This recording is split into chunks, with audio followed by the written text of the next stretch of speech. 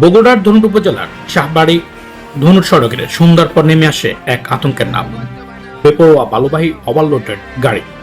রাত যতই গভীর হয়, এই সড়কে ভারী যানবাহনের কাণ্ডক্রিয়া ততই বাড়তে থাকে। আমাদের বগুড়া প্রতিনিধি গোলাম রাব্বানি পাঠানো তথ্যচিত্রে রয়েছে বিস্তারিত। আপনারা দেখছেন দৈনিক 10 স্টার বিডি 24 নিউজ। আমাদের সঙ্গেই থাকুন।